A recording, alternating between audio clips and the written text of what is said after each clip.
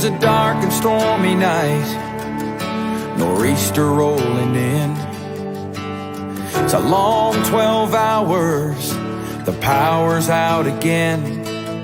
I pray for inner strength and that we don't lose no lives.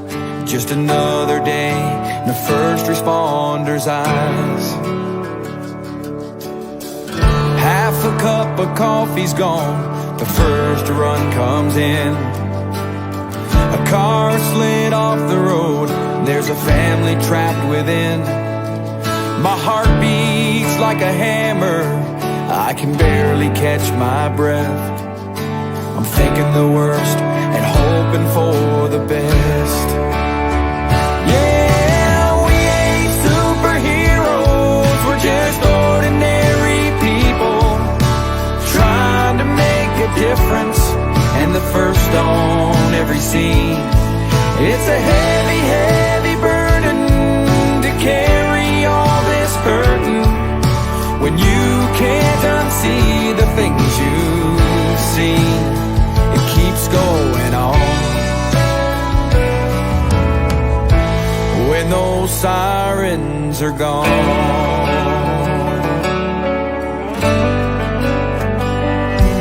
Now my shift is finally over, I gotta deal with what's mine and try to find a way to leave those tragedies behind. So I hug my 2 children, I kiss on my wife.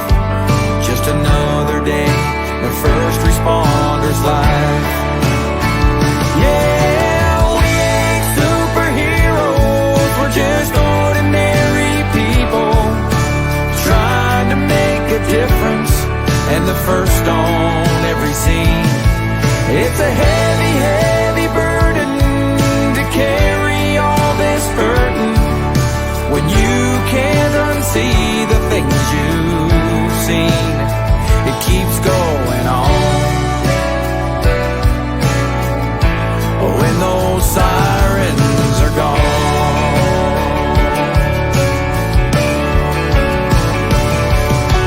Flashing lights fill the air, broken bodies everywhere. Another bad dream is stealing my sleep.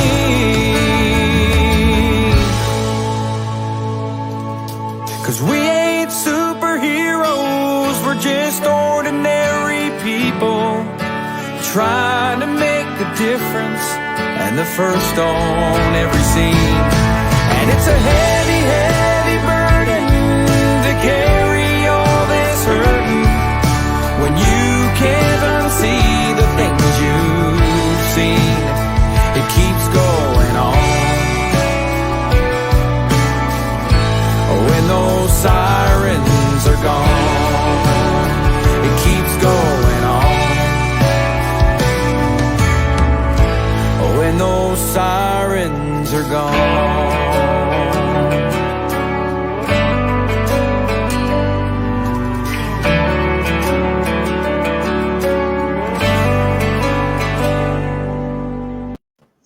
Hey, welcome to the award-winning Mad Radio Show here on StreamYard. Man, it is an amazing show today, and we are dedicating our show to all our first responders around the nation. You know, Sam, I got to tell you, that opening song always gets me.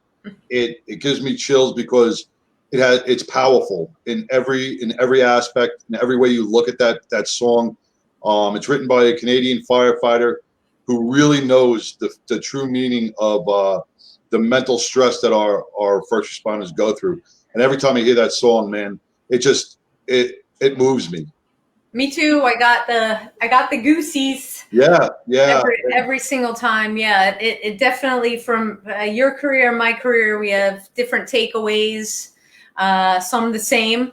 What we often talk about with post-traumatic stress. And hey, it is still the month of June. I can't believe half the year's over. It's like it was just January, but it's still June. It is still PTSD Awareness Month.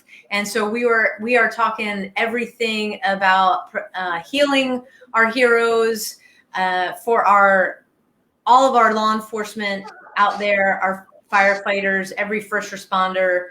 There are so many things still that are coming at our heroes every single day.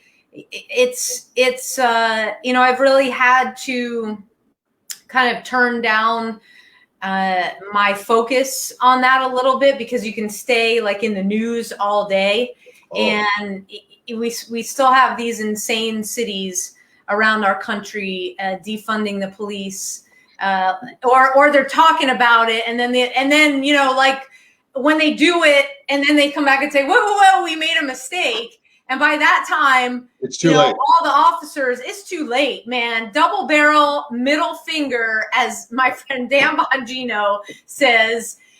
Forget it. I mean, if I'm in their shoes, I'm out. I am moving on to a department, a community that wants me. Like, I don't know, Texas. So, well, you every place but Austin. You heard what's going on in New York, right? You got the 4 Democratic mayoral candidates running, right? One, Eric Adams, retired police officer, who is really not. I mean, if I was going to pick anybody, I hate to say it, I would pick him, because at least he's got some sort of sense of thought. But I don't like him at all. But did you see the mayoral candidate that I forgot her name is Meyer or something? She is looking to defund the New York City Police Department by $1 billion. And now get this. This is where Eric Adams called her a hypocrite, where she wants to defund the police department. She thinks the money is not needed. But in her Park Slope area, she lives in a $2.7 million townhouse, brownstone, right? And her community, which her and her partner pay for out of pocket, have private security. So it's okay for her to have security because she thinks it's dangerous, but the rest of the residents of New York City do not need to have the same security. How hypocritical is that? And you're running for mayor of New York? If this woman wins or even comes close, I mean, she shouldn't get one vote. You might as well just put a wall around New York City, call it a day, and end it. Well, they're going to be calling on your services if you guys are seeing the same thing I'm seeing. This is Batman's right-hand man, and Batman lent him his shirt. So, Gotham might be giving you a call. Between the Batman and the thin red line behind you, you got New York City covered. But if I was smart enough, I'd run for mayor, but I'm not smart enough. But I guess you don't have to be smart anymore. We wouldn't let you leave Texas. Okay, there would be no way. So before we bring up our guest, and I know about Texas, I want to bring something up about Texas, where I want to bring up the park real quick, because we have a lot of wonderful things going on. For any of our who doesn't know about Heroes Memorial Bridge in Rowlett and Rockwall, the Heroes Memorial Bridge connects Rockwall and Rowlett counties. We walk it on the 22nd of every month, right? But we have put together a national park that is going to probably open up at the end of 23. So we are raising funds right now. It's going to be the first in the world, not even the nation. We were talking about the nation, but we can't find a park like this anywhere in the world that is dedicated to our first responders and our veterans who have completed suicide. This park will be for the families to reflect on how their loved ones lived and not how they died. This will bring education, this will bring awareness, and this will bring healing to so many families across the globe. We are running fundraisers for it. It's a huge project, it's a huge undertaking. We have a lot of people involved. Blue Health out of Massachusetts, one of our biggest partners in this. They are bringing forth so much stuff to Texas for this. We have Crystal Street now, who is now one of the Blue Health directors here in Texas. So Blue Health out of Massachusetts, Karen Solomon, has recognized that Texas has really taken a huge step on smashing the stigma in mental health. And I look forward to seeing how this develops. And we are going to build this 22.5 acre park for the families across the globe who have lost a first responder or a veteran to suicide.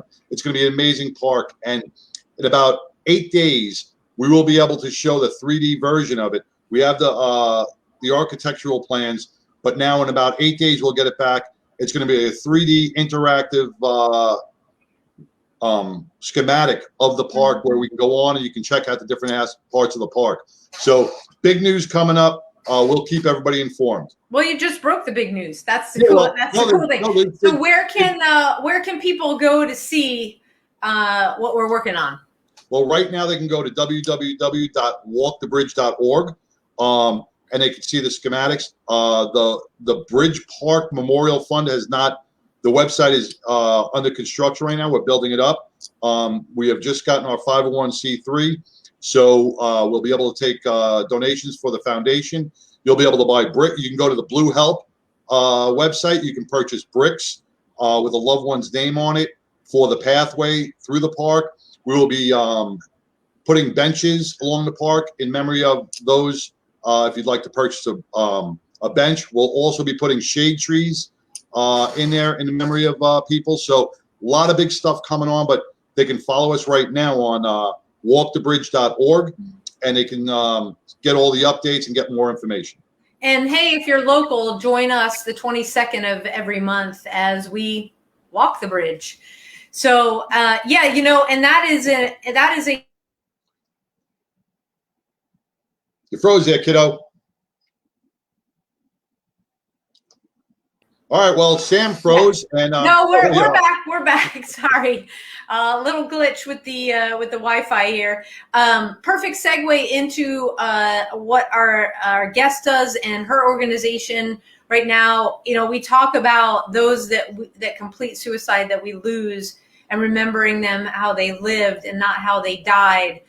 We also have a huge mission to protect our law enforcement right now in the state of the that law enforcement is in the United States. It's like walking around with a target on your back. People are no longer, first of all manners have gone out the window. It's incredible to watch some of these videos. It's like, who raised these people? I can only imagine the parents of some of these folks, like they just want to run away. I know I would. It's a political narrative. Yeah, and people are not afraid to shoot at the police. They're not afraid to attack the police with baseball bats, with fireworks, not firecrackers, fireworks, firebomb police vehicles while the police officers are in it. It is absolutely insane. So we are going to bring on our guests from an organization called Protecting the Blue. And Protecting the Blue was started as a personal photo project. In 2011, Susan was in New York City, finishing photography residency at the School of Visual Arts. And while in Times Square, she saw an NYPD officer remove his cover, and he had a prayer card in the pocket of his hat. She decided that if she ever went back to New York City, that she would do a photo project of officers and their good luck charms. Well, she did get back to New York City in 2015, and she decided to see where the idea would take her. She took about a dozen photos, and she decided to continue the project, took a few more photos for the next year or so. And she found that a lot of officers didn't carry a good luck charm with them. So she bought some generic law enforcement challenge coins. And when she met the officers, she gave it to them. Oh. And then one day she's on a plane, waiting for a plane in the Minneapolis airport. And she asked an officer if she carried a good luck charm. And that officer showed her a glass heart that her grandfather gave to her, and the officer asked Susan about the project. She asked if the project had a name, and it hadn't yet, and if it was online, and it wasn't yet. And then the officer told Susan that it needed a name and that people needed to see the photos that Susan took. So she got home and took her challenge to heart. Protecting the Blue was officially formed in March of 2016, and a custom Lucky Challenge coin was created to be given to officers as a way to say thank you In 2018, they got their 501c3 status. And so far, Protecting the Blue has photographed approximately 1,600 officers from 4 countries.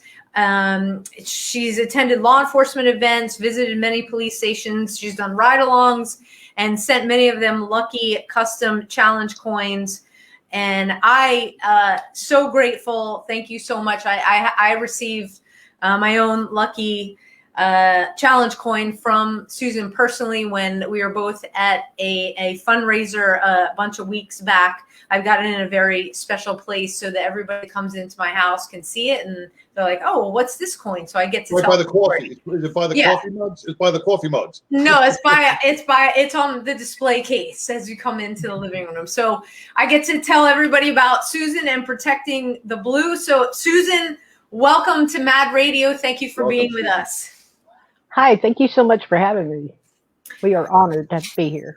Yeah, and I want to start off with a story. That was my dog in the background.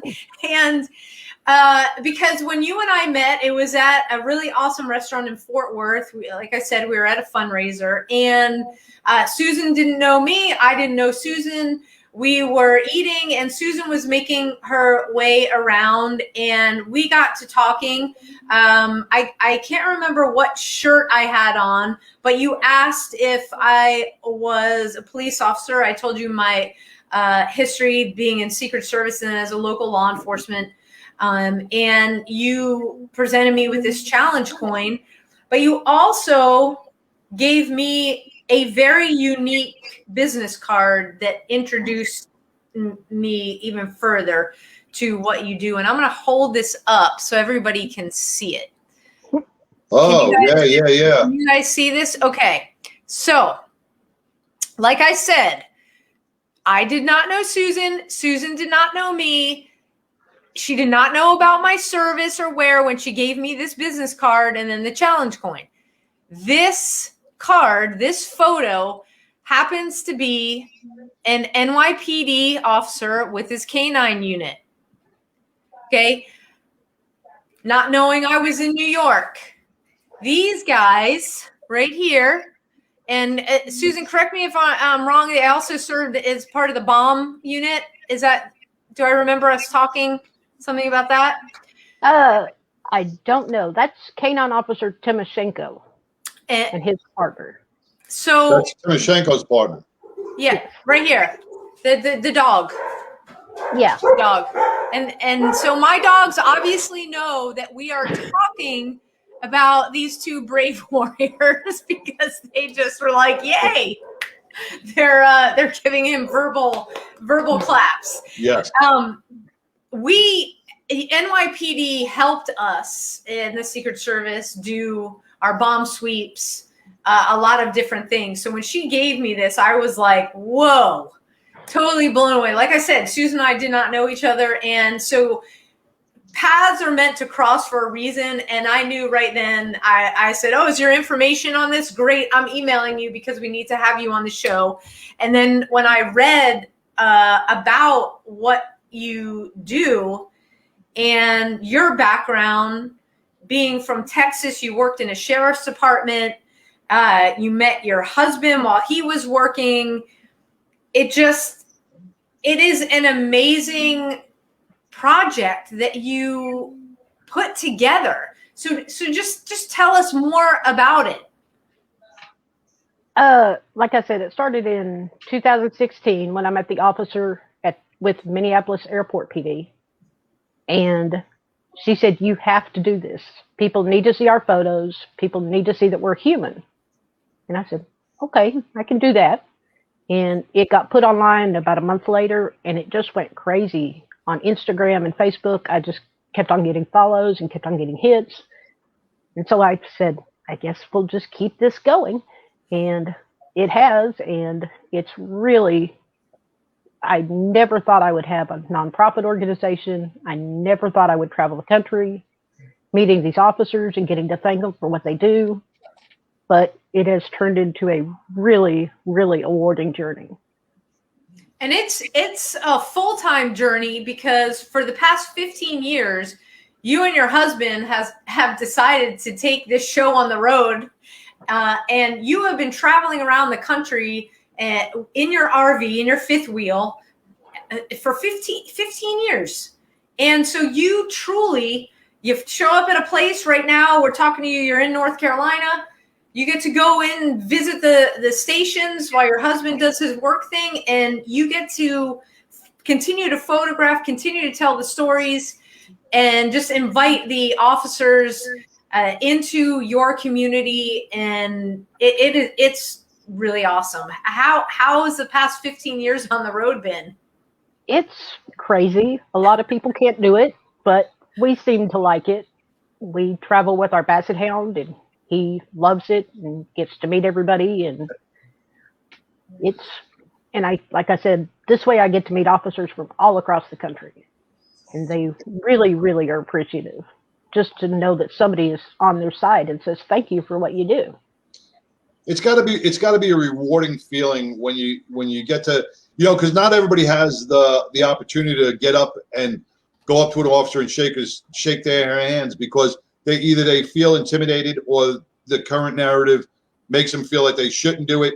But for you to be able to go in there and like you said, humanize the officer and show the real personal side of the officer, that makes, I mean, just being a cop myself, I would feel the same way. I'd feel, man, at least somebody sees me for the person I am, not just because of the job, but because of the human being I am. And you capture that in photos, which is long lasting. That's a forever photo that will be shared for generations. And hopefully your photos will be that pivotal moment where someone says, hey, look what Protecting the Blue is doing. These are human beings in uniform, right? Just trying to protect and serve. They're not out to kill. They're not out to hurt. They're moms and dads. They're brothers and sisters, uncles and cousins. They're just people out there trying to do a job. And I'm glad you're capturing those moments on photograph. Yeah, if it just makes one person stop and think, maybe this cop isn't so bad, because they're looking at a photo of a cop holding a bracelet that their little girl made them before they went to work. And they said, here, Daddy, wear this at work. And so now they carry it in their pocket every day. Well, it would take somebody, I would think, a little cold-hearted to actually think, no, he just wants to go out and create mayhem, and he doesn't care. And so, but I've had mothers contact me, I've had wives contact me, I've had the officers themselves contact me and go, you don't know how much we appreciated this. I know it's just a little piece of metal, but it means that somebody has their back. You mentioned the human aspect that, we've talked about it before, that underneath, the body armor, underneath the uniform exists a human being. And I think people fail to see that. They see when you are trained to run into dangerous situations, that's not a normal response for everyday people. Okay. It is trained into us. That's why John and I, when we talk about not being able to turn it off all the time, people are like, you would still do that? It's like, yeah, it's not a switch that we go on, off, on, off, on. No, once it's in you, it always is with you. And the fact that, we both have kids, it really is, when you have that family dynamic added into it, and then you have your close family and friends, it's like there's nothing that we wouldn't do for our families, even though we're off the job. It is a thing that lives within us. It is what helps us get up every day and continue to serve. Just like you're doing, Susan, you get that, we take off the uniform, we just put on a different one, if you will. And so for you to take the photos, and we see some of them in the back behind you, there's a story of a human being in each one of them. I can't see all the photos. I mean, I could see them. They're far away. But you know what I noticed? One thing about all your photos, besides everybody being in uniform, is that What? it looks like every one of those officers has a nice smile on his face, a genuine smile on his or her face, and they are just happy that someone is appreciating them. And you know what? Those pictures are amazing that you have behind you. Oh, thank you so much. And when I give them a coin, they don't have to have a photo taken. If they don't want their photo taken, that's fine. I understand. Or if they don't want their photo on the website, or if they don't want their photo on social media, I completely understand. That's completely voluntary. But you still get a challenge coin. Yeah. So where did you come up with the idea of the Lucky Charm? I mean, in the beginning, I mentioned the NYPD officer, but how did you decide to say, oh, it's that Lucky Charm? That's what I'm going to create. Something just, when I saw his prayer cards, it turned out they were Catholic prayer cards that the NYPD gives their officers. I thought that is really interesting for a police officer, especially in Times Square in New York City, carrying guns and, everything else, that he relies on that piece of paper that he carries on top of his hat to get him home safe. Or it's just a good luck charm, something that he thinks is special. So I went, there might be a photo project there. And then when I got away from New York City and into the rural America, a lot of the officers didn't carry a good luck charm. And I was going, well, that's kind of sad. Now that I actually found an officer and got to talk to an officer when there's only 5 officers in the entire county, now they don't have a good luck charm and I don't get a photo. Okay. Well, back when I was on a job in New York City, we didn't carry prayer. Either we carried a prayer card from a lost officer, the funeral prayer cards, we would slip into the top of our hat, or most officers will carry a picture of their wife or their kids or their husband or their one of their significant other inside their hat. And what that does is when you have that hat, you take it off, you're having a rough day, you're having a rough call, a lot of officers take a look at the inside of their hat and they will see their family, and it really keeps their motivation, it keeps their positivity going. So yeah, bringing these these good luck charms that you're providing will give each and every one of these officers something positive to think about while they're out there on patrol. Yeah, I hope they do.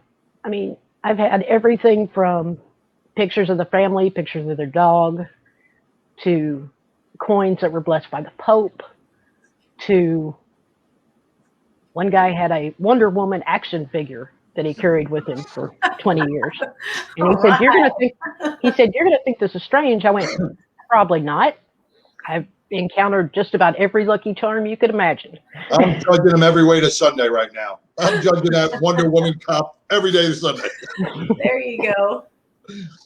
Yeah, that's great. So, in addition to traveling the U.S., I mentioned that you did photos overseas as well. So you have photos from police officers in 4 countries. Tell us a little bit about those travels. Well, I have some photos of some officers from Canada that I met at a motorcycle rally, in one of the police motorcycle rallies, that they had came down and were doing their thing at the motorcycle rodeo. And then I was at a SWAT conference and we met some officers from Columbia that came all the way to Ohio from Columbia just to go to the SWAT conference. Wow. And then 2 years ago, my husband and I took a vacation to London, and I had contacted some officers online and got to meet them. And so when we got to London, I got to go do a ride along with London Met and the Rat Squad, and got to meet all them, and then got to chase. In London, it's a little different. The officers aren't really posted everywhere. They kind of ride around in vans and then just go to where the calls are. So I'm running around London trying to chase these vans down, going, wait. I'm sure they're going, the crazy woman is with a camera. So do you, that London trip, so you're taking the pictures there. Do you get them? Do you do all of your work there, or did you come back to the States and then get them the photos? I came back home after a long trip. It was exhausting. But and then after about a week, usually it takes me around a week to get the photos up on the website and then contact them and say, hey, your photos are up, or send them a copy of them. But plus, anybody that emails me and asks for a coin, and I don't care if they're in Australia or right down the road, if they contact me and ask for a coin, I will gladly mail them a coin. I've mailed coins all across the world. Wow. What's the furthest country? I know I've done Australia. So Okay. All right. Well, yeah. that probably wins. Well, get the New Zealand. New Zealand. New Zealand. Yeah, You just combine Australia and New Zealand I know. in one thing. That's kind of weird. But yeah, I guess New Zealand would be, or Fiji. Fiji. Yeah, Fiji. Yeah, that would be further. With Fiji, does Fiji even have police? Come on. I would imagine they have some kind of force. They may have a military force. Yeah. They may work out in the military. They may not have a police But force. I don't know. We'll have to look that up on Yeah. search engine. Yes. So you studied photography in Texas. It wasn't like, oh, I got a great idea for an organization that I'm going to create, and I'm just going to go out and take a bunch of pictures. Yeah, I studied it for a while, for about 3 or 4 years, and then life happened. You have to get a real job. You can't stay a college student forever. So you get a real job, and I got a job at the sheriff's office. And so then life happened, and I stopped doing photography for a long time. But when we started traveling, I had a lot of time on my hands and just thought, maybe I'll get back into it a little bit. And I did a photo residency in New York City. And then I also was a visiting artist at the University of Oklahoma for 1 semester and did for a photography class there. So, and then I've done various workshops around the country too. So what's the, we often look at art and they say, it's all in the person that's looking at it. Beauty is in the eye of the beholder. When you photograph these officers, some of them are like the card that I have, they're posing. You can see in the photos behind you, some of them are doing things while you're taking the photos. What do you try and capture beyond just the photo of the officer and a dog, or the photo of an officer and teammates, stuff like that? Like, go a little deeper. Now my dog. Yeah. The encounters I have with the officers usually are very, very short. They're usually within like 2 minutes. It's just my spiel. I'm with Protecting the Blue, blah, blah, blah, challenge coin, good luck charm. Can I take your photo? And they either say yes or no, and then I grab 3 or 4 really quick photos of them, and then I'm gone so they can go back to work or do whatever they need to do. And sometimes it just works. It just clicks. And they always ask, how do you want me to stand? What do you want me to do? And I say, I don't care. It's your photo. You do whatever you want to do. Right. Like I have one officer posing with a snow cone cup. That's his lucky charm. And I went, okay, do it. You can do whatever you want. It's your photo. But see, what I like about that statement right there, a cop posing with a snow cone cup, because everybody looks at our law enforcement as these friggin' robots, that are just, they don't have a snow cone. They can't eat snow cones because they'll rust or whatever. But that right there just to me shows, or a cop eating an ice cream cone, man. It just really shows that, hey, this is a real person. It humanizes them. We're not robots. Our law enforcement is not robots. They have emotions. They have feelings. They are people. And I think the current narrative in our country is we've flipped that script, or some of our political leaders have made other organizations feel that, either defund or get rid of or whatever.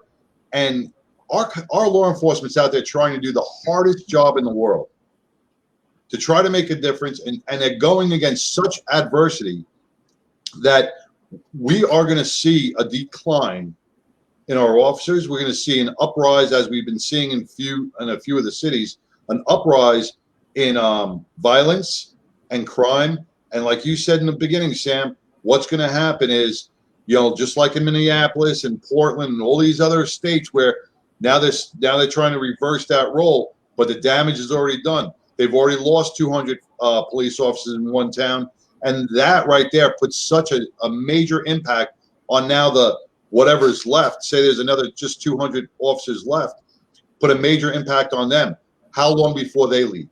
Because they are stressed out, overworked, and nobody else is coming up. So you're going to have this ripple effect, and if we do not get a hold of it, like Dan Bongino says, we don't get a hold of this thing right now and like today, we're going to see devastating results very, very soon. The summer's not even here yet. I know New York blows up during the summer with violent crime. I can't imagine what the violent crime is going to be this year. I pray for every officer in the NYPD, and I hope they stay safe. Yeah, and I think that's where Susan and Protecting the Blue come in, because when you have a department that is under the microscope, which every department is, and you have the defunding talk and rhetoric, they go out, they're not supported. So here comes Susan. Hey, can I take your photo? Here's a challenge coin. Just want to let you know we got your back. We got your six. Yep. And if you go on to protectingtheblue.com, you'll see their mission statement and everything. And that's what officers want to know. They want to know, hey, am I in a community that really does have my back or not so much? So, Susan, you make a huge difference with that, and bringing people kind of with you on this journey, I think is important. And again, that's something you get to see when you look at the photos. Susan, do you see a different? You got to travel so many different cities, so many different states, right? And do you see a difference in the officers' mental attitude from a city that doesn't back them to a city that does back them? Do you see any correlation in how the officer is approachable and not approachable due to the city? Yeah, I have not a lot, but I've had several departments that say, you can't take our photos, period. You can't talk to our officers. You can't take their photos. And I'm going, I'm not hurting anything. It's just. You're there for support. Yeah. Yeah. But then I've also had some departments say, come on. And the chief says, yeah, any of my officers you want to talk to, knock yourself out. Just go ahead. But it's really surprising, some of the police departments, that they want nothing to do with me. They won't allow me to take photos of their officers. And they just don't even want, if I just hand them a bunch of coins and go, here, give these to your officers, they don't want anything to do with them. Really? Interesting. But you know what? That's not the officer. I think that's probably, that comes from the management above. Yeah. That comes from the management above, or the city council, or whoever the mayor is, or the city managers, or the politics is pushing it down into the chiefs. The chiefs got to push it down into the officers. So it starts at the top with these politicians who are giving this rhetoric to our chiefs, and it's following down to the subordinates.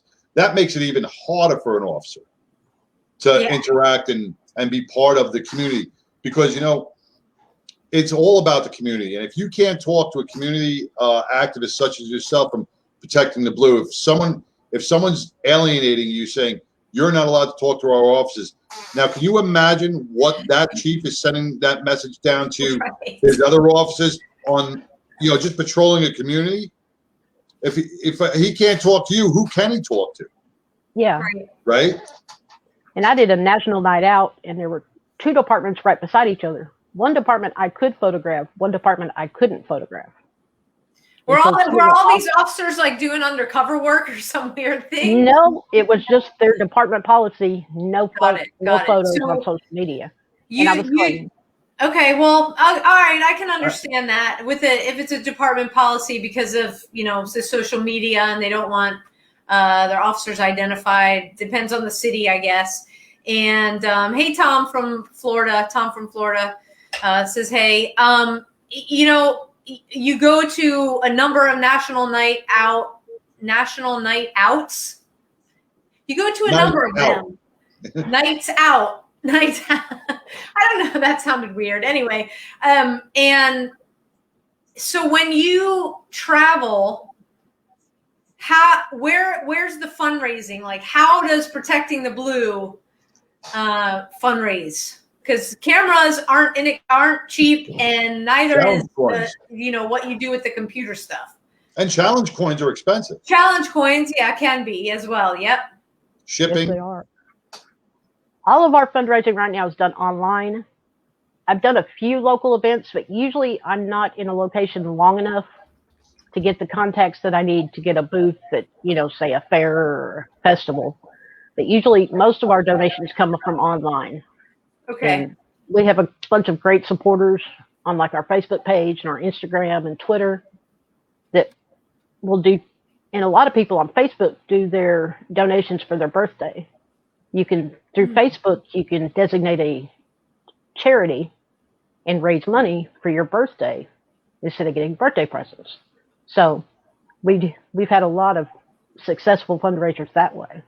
That's fantastic. That really is.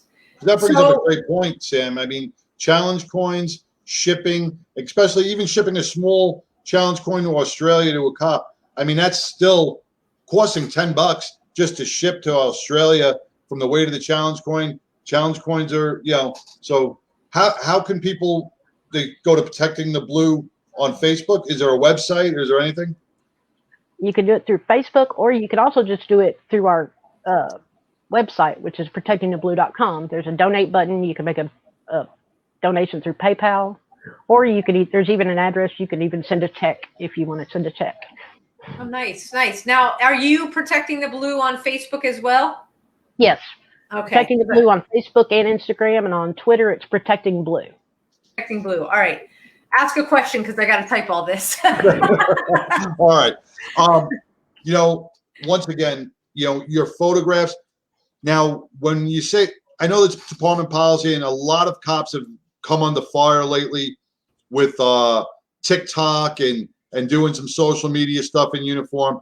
But when you're taking innocent photos of officers being happy like the ones we see behind you, it really pisses me off to see that a department would not allow that to happen, to show, at one time, probably about 5 or 10 years ago, they were starting law enforcement baseball cards, which I thought was a great thing. Mm-hmm. They showed a picture of the officer in uniform, then they showed the picture of the officer in civilian clothes, and they gave a little brief bio on the back, which was really nice. And I get the whole undercover thing, you can't do that, but there's certain officers, certain community officers that would love to be part of the community, and that's what we have to get. We have to get trust back into the community. We have to get the officers to be able to interact with the community, because I truly believe 90% of the community wants our police. It's the 10% that are getting all the publicity and making all this noise that's really changing the dynamic of law enforcement, when most people really want to feel safe. They do love our officers, but it's that certain element of the nation that is really, and we have no political support, that is changing that narrative. They're not standing up for our police officers. Our capital is not standing up. Our locals are not standing up, and our city politicians are not standing up, and that's leaving our law enforcement hung out to dry. And it's a sad state of affairs.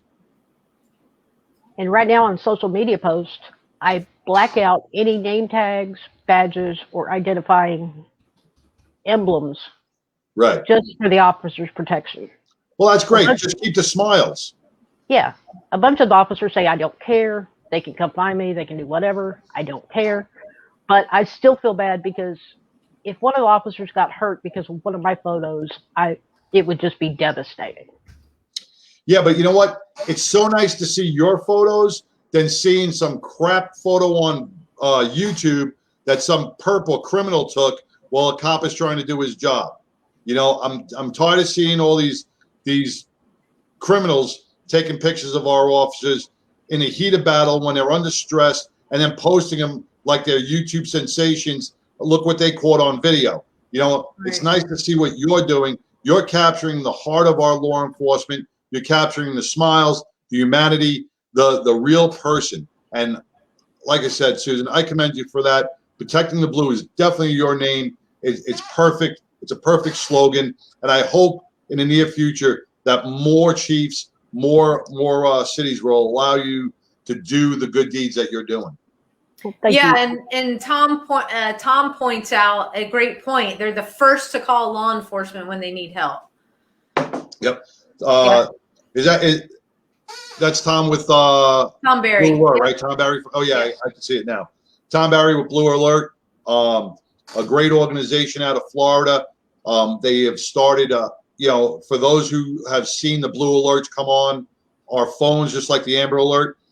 Blue Alert was essential in capturing a perpetrator who killed a Texas police officer here a couple of months ago. The Amber Alert was, the Blue Alert was the link to stopping him and capturing before he left the country, before he left the state. So thank you, Tom. Thank you, Blue Alert, for what you do in protecting our officers as well. Absolutely. So, Susan, when we have every guest on the show talk about like the most important thing for them, for law enforcement and first responders. So if you had a message right now, the microphone is yours. What would you like to say to our men and women in blue? Like I tell everyone that I meet, be careful out there, of course, and just thank you for what you do. It means a lot. I know you don't see a lot of support, but people do support you, and they do have your back. Amen to that. Yeah. And that is true. There are definitely communities. I happen to live in one of them. We've got a lot of back the blue signs and pray for our police. And it is important. We realize in the city, where our priorities lie. And right now it's making sure law enforcement is safe so that they can respond when we need them.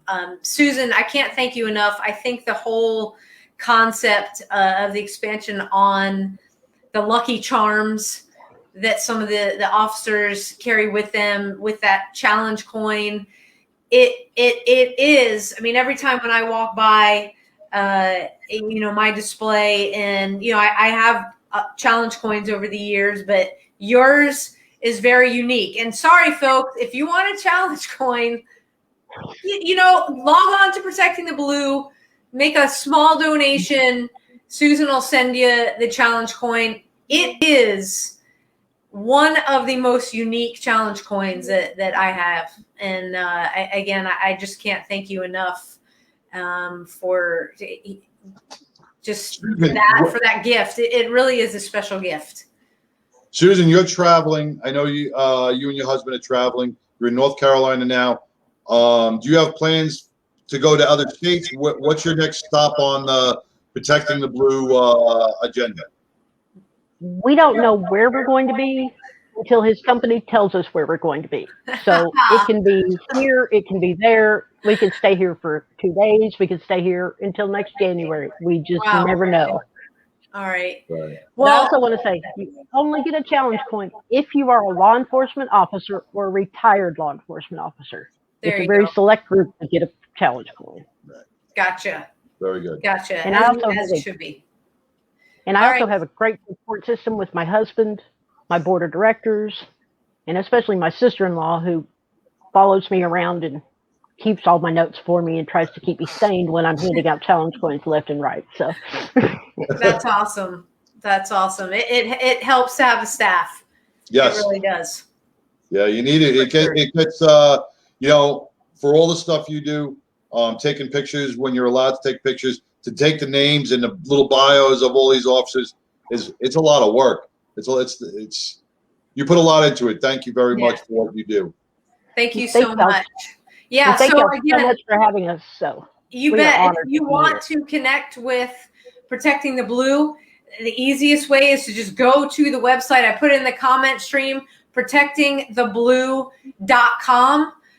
You can see the mission statement. You can see the photos. You can see more about the organization. You can read about Susan and a whole lot else on that website. Susan, again, thank you so much, and we will be in touch. Okay, thank you so much. All right. Keep doing what you're doing and keeping everybody, letting them know that we're thinking about them. Thank you, I will Susan. do that. All right. Thank you very much. Take care. Good night. Take care.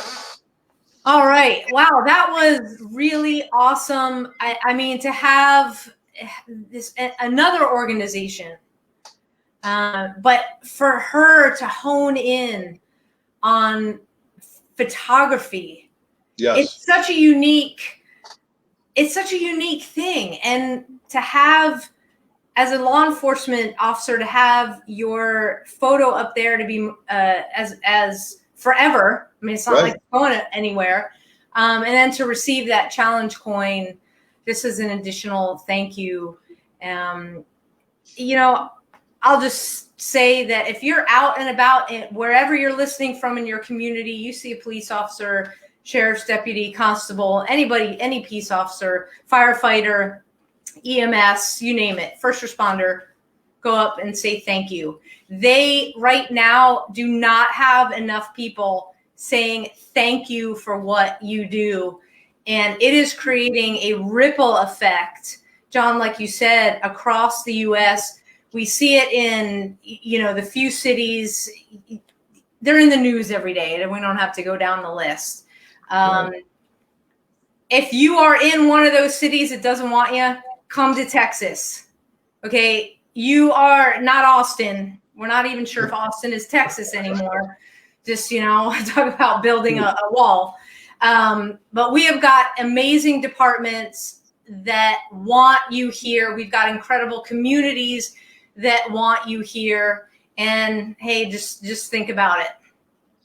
You know, a lot of states, and I'm just going to call them out, a lot of Republican states out there, their governors who are backing the blue, who are backing our law enforcement, our first responders, are inviting law enforcement from all over the country that if they feel threatened, if they feel unsafe in their communities, if they're just tired of the constant protests, tired of fighting every night and not making a difference, just getting, you know, bombarded with bottles and stuff like that, go to their communities.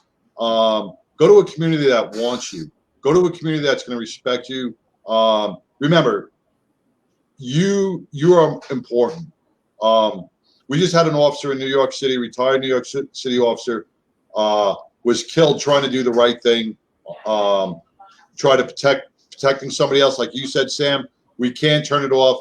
He retired about 4 years ago, 57 years old, went to a pizza place to break up a fight, ended up getting shot. But it was friendly fire. It happens, unfortunately. But he still took that risk, and he still died a hero, trying to help somebody else, trying to make a difference. Man, it's getting bad out there. Officers, go to a place that respects you. Go to a place that wants you. Yeah, Tom says you're welcome in Florida too. Yes, the governor there definitely protects the blue because he just passed a really strict law when it comes to all the shenanigans With the rioting and stuff like that. Yeah. Around. Yeah. So again, Texas and Florida sounds really good. Yeah. So we want to thank everybody for tuning in again this week. If you are listening or watching on Facebook, please do us a favor. Jump on over to our YouTube page. You go to youtube.com, and that search bar, you put Mad Radio Texas and follow us over there. Our goal is 200 because we get to do a lot of cool things over there. If you're watching us on YouTube, jump on over to our Facebook page. Again, facebook.com, and that little search bar, Mad Radio. And you'll see me and John, our picture up there. Just click on it. It'll take you to the page. And give us a like, give us a follow there. And you'll be notified when we go live each week. And hey, if you want to support our organization called A Badge of Honor, I'm trying to do two things, see, talking and typing at the same time. So, which also supports the show, because there's production that goes into this. There's costs associated. abadgeofhonor.com. At the top, you'll see donate/Mad Radio. Go ahead, click on that. Every penny counts. Every penny matters. Goes towards our programming as well as the radio show. And it's all to support our first responders. Another great way to support. After the show is over, you can scroll up on our Facebook page and you can see all of the books. So we've had a number of authors on. Go ahead and show your love, show your support. Pick up one of their books. Great reads. And as I say every week, you know, you as first responders out there, we are thinking about you every single day. We are praying for you. So thank you to all of our men and women who, you know, our police, our firefighters, our EMS, our dispatchers, all of our first responders, and for protecting us here at home. We need you. We really do need you, and we value you, and we thank you so much for your service. And to everyone who is serving in our armed forces abroad, keeping our country safe, fighting so that, John, you and I can do this kind of show every single week. Thank you so much for that. And John, take us home. Well, just one more thing with if you could bring up the Badge of Honor, going back on those donations. We give workshops to departments. We give workshops to all our first responders for post-traumatic stress. Your donations will help an officer take a scholarship or get a scholarship to one of these workshops. Will help ease some of the burden on the departments that are underfunded, that need to get these officers trained or get these officers into one of these post-traumatic stress workshops. That money helps pay for maybe scholarships for that officer as well. So please, a donation, any kind of donation does help with scholarships for our law enforcement. Absolutely. Once again, Sam, you said it correctly. God bless our law enforcement. God bless our first responders. You guys are working under adverse conditions. And I wish you the best. Stay protected. Stay safe. Keep doing what you're doing. And go home to your families. And remember, you're not alone. You're not alone. Till next week, everybody. John, have a great one. You too. Take care. Bye-bye.